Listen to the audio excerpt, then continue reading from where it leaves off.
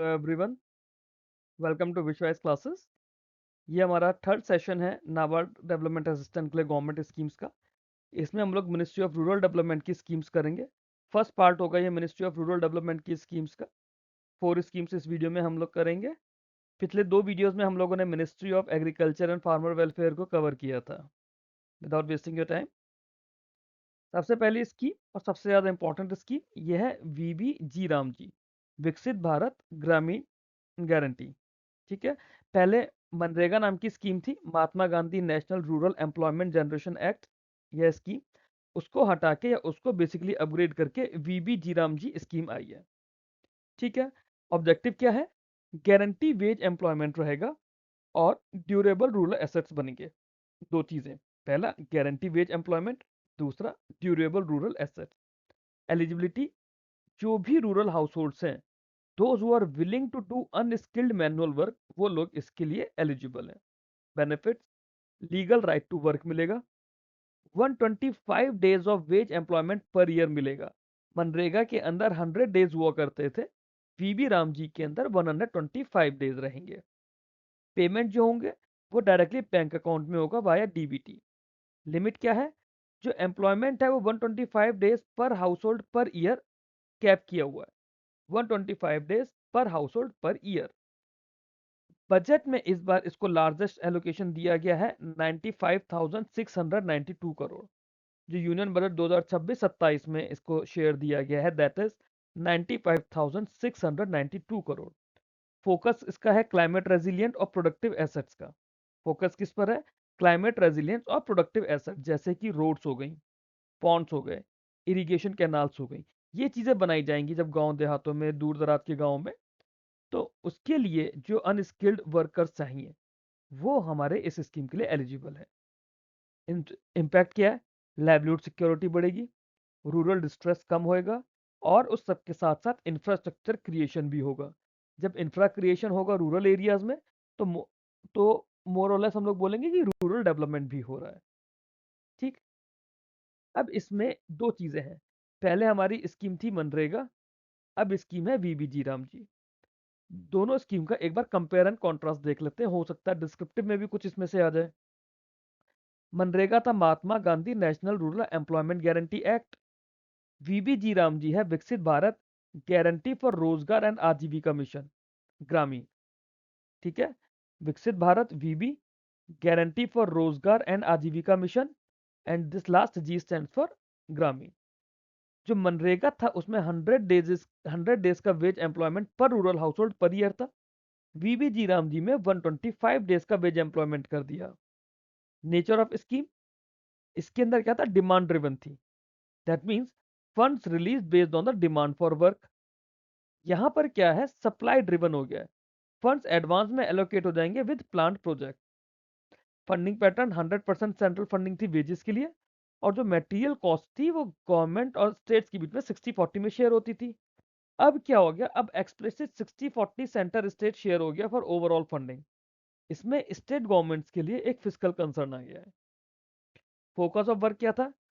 Primary wage employment and creation of basic rural assets, जैसे road, ponds, canal, water conservation, ये चीजें। वीबी G RAM जी की बात करते हैं तो यहाँ पे employment plus long term rural development की बात कर रहे हैं, जिसे विकसित भारत 2047 विजन के साथ डेवलप किया गया है। इसके अंदर एम्फेसिस दिया जाएगा क्लाइमेट रेजिलियंट और प्रोडक्टिव एसेट्स पर। मनरेगा के अंदर सोशल ऑडिट्स मैंडेटेड थे। एमआईएस जो मैनेजमेंट इंफॉर्मेशन सिस्टम होता है उसके थ्रू इसकी मॉनिटरिंग की जाती थी। वीबी राम जी में स्ट्रॉन्गर प्रोविजन है ट्रांसपेरेंसी के, डिजिटल मॉनिटरिंग होगी, अकाउंटेबिलिटी फिक्स की जाएगी, स्ट्रिक्टर ऑडिट्स होंगे और परफॉर्मेंस रिव्यूज भी होंगे। जो मनरेगा था वो mainly livelihood security through wage support पे फोकस करता था, बट वीबी राम जी के अंदर क्या हुआ? लाइवलीहुड सिक्योरिटी के साथ साथ एसेट क्रिएशन और रूरल ट्रांसफॉर्मेशन, दो चीजें जुड़ गई। लाइवलीहुड सिक्योरिटी तो है ही है, पहले भी था, अब उसके साथ में एसेट क्रिएशन भी हो रहा है। क्यों? क्योंकि यहाँ पे हम लोग रूरल डेवलपमेंट की भी साथ में बात कर रहे हैं। क्लियर? आगे चलते हैं। अगली स्कीम आती है हमारे पास प्रधानमंत्री आवास योजना ग्रामीण, पीएमएवाई जी। ये क्या है? पहले इंदिरा आवास योजना नाम की स्कीम हुआ करती थी, उसी को ही रिफर्निश करके हमने प्रधानमंत्री आवास योजना बनाया। इसको साल 2016 में प्रधानमंत्री जी द्वारा लॉन्च किया गया था।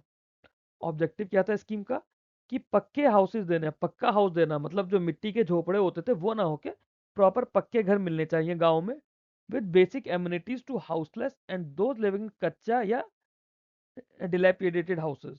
मतलब जो कच्चे घरों में झोपड़े में रहते थे उन्हें वो झोपड़े उपड़े हटा के प्रॉपर उन्हें पक्का घर मिलना चाहिए with basic amenities as in light, बिजली के कनेक्शन, प्लम्बिंग का काम हो रखे हो ना, इस तरह से। एलिजिबिलिटी क्या थी? जो रूरल हाउस होल्ड आइडेंटिफाई किए गए थे एसईसीसी में, एसईसीसी होता है socio economic and caste census, तो एसईसीसी डेटा में जो रूरल हाउस होल्ड आइडेंटिफाई किए गए थे उनको इसमें घर दिए गए। बेनिफिट क्या हुआ? रीजन टू रीजन 1.2 लाख से लेके 1.3 लाख पर हाउस फाइनेंशियल असिस्टेंस दी गई।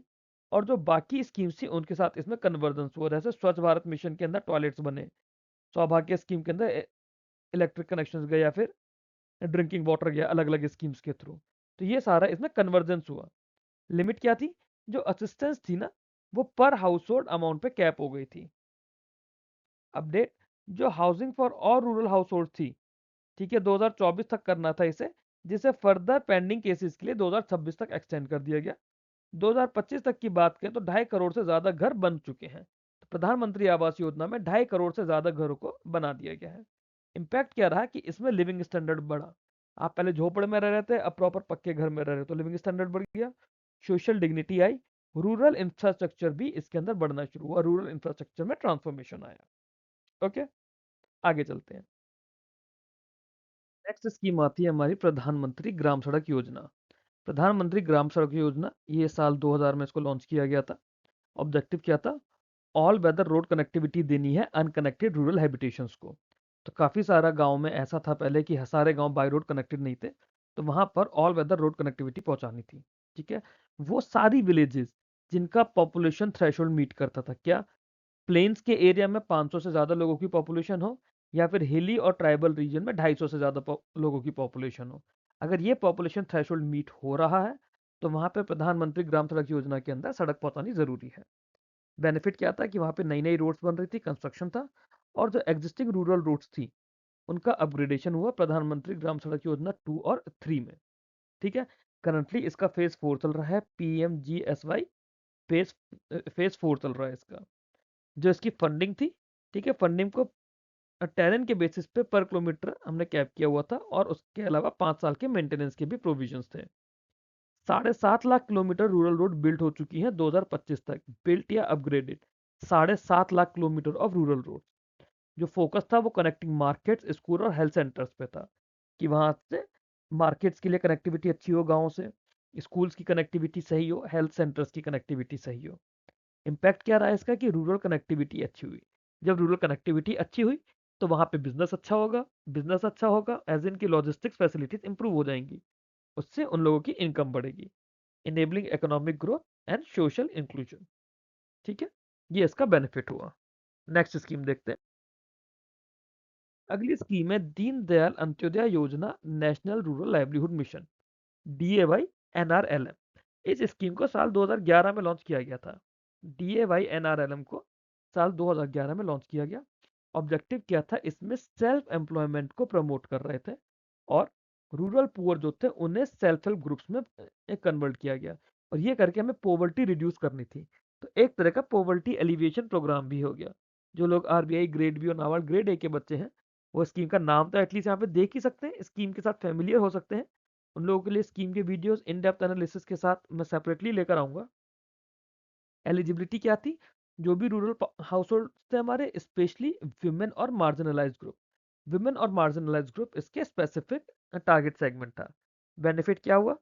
इसमें सेल्फ हेल्प ग्रुप्स बनाए गए और ऐसी फेडरेशन बनाई गई। अब जब सेल्फ हेल्प ग्रुप्स बन गए तो उन्हें एक्सेस टू क्रेडिट मिला, स्किल डेवलपमेंट मिला और एंटरप्रेन्योरशिप सपोर्ट मिला। अब ये इन स्कीम्स के थ्रू भी है, बाकी स्कीम्स के थ्रू भी फंड्स की अवेलेबिलिटी भी उन लोगों को मिलती है, RRBs वगैरह भी हेल्प करते हैं, नाबार्ड भी उनकी कैपेसिटी बिल्डिंग करता है, इस तरह से।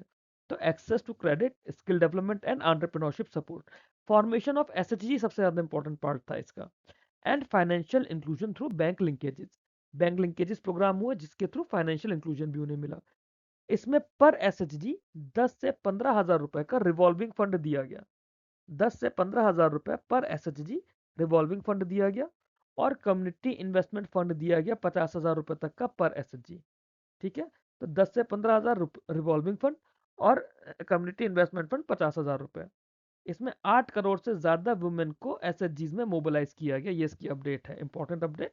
8 करोड़ से ज़्यादा वुमेन को मोबिलाइज किया गया सेल्फ हेल्प ग्रुप्स के अंदर। स्ट्रॉन्ग फोकस रहा कि वुमेन लेड एंटरप्राइजेस और डिजिटल फाइनेंशियल इंक्लूजन पे।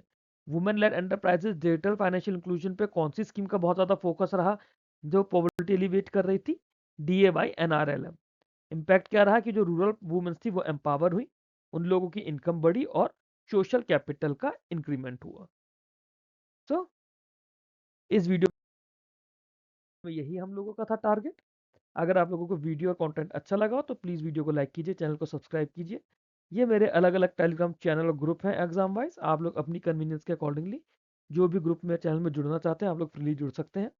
जो भी आप लोगों का फीडबैक हो, कुछ कमेंट्स हो, आप लोग मुझसे कुछ कहना चाहें, आप इन्हीं टेलीग्राम चैनल्स के थ्रू या फिर यूट्यूब पे कमेंट के थ्रू मेरे से कोऑर्डिनेट कर सकते हैं। Thank you very much. Keep learning, keep growing.